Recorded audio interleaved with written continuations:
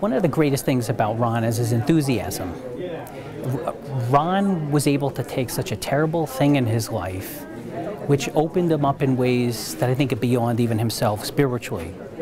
And because of that, between the spiritually and his enthusiasm, he has a way to open up people in ways that I've never seen before. And the other part that he's amazing too is with his book, The Zing, the technical aspects of counseling and how difficult, just when you talk about what is counseling, it almost would make somebody overwhelmed even to think how to even try to take that apart. But in his book, he had a way of bringing it down to layman's language. And then, even like that wasn't enough, he took it and then he says, you know what, let's give some correlations and examples that people would be able to understand as easy as regular life. And he took that and also brought it into his book. So he's taken such a complex kind of business and be able to now help more and more people because of that enthusiasm and spirit that he has, and because his reality of how he can take counseling and have people understand what it's all about. So it's a fascinating, you know, experience watching him work and help people, and then even seeing him as a speaker.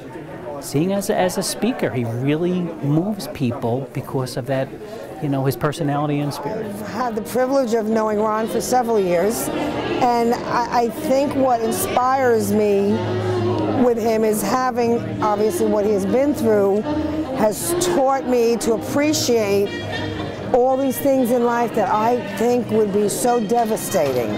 And what he's experienced is beyond devastation. And to be able to pull through and take something like that and be able to present it in a way to help people and not keep it in, I think is very inspiring. He's taught me on many occasions to sit back, reevaluate, go with the flow.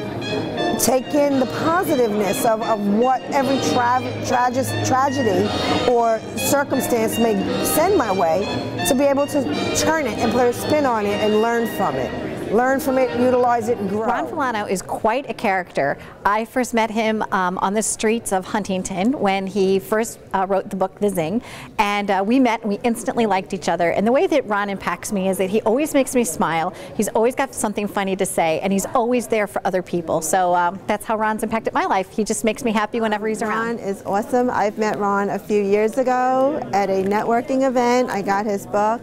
And you know what? He turned something out of tragic into something great.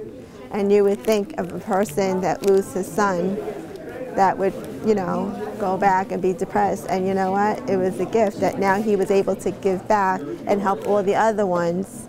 Other people also empower themselves out of something, you know, if they have something bad going in their life. It's, you know, it's not that bad. Life goes on, and you can do something different to help others get out of their, you know, depression or whatever it is.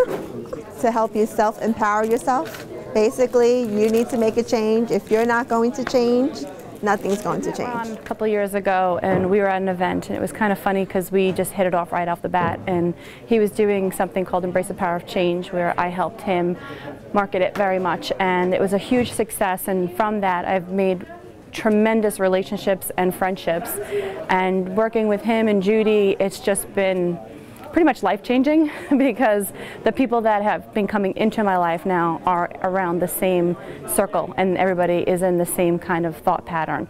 So I really feel that when I was doing that event, I had no idea what it was going to open me up for and how much change was coming into my life. I really feel that he has a huge message. When his book first came out, you know, The Zing, I was all excited. I was telling everybody about it, and it really did help a lot of people. Some people with loss, some people with divorce.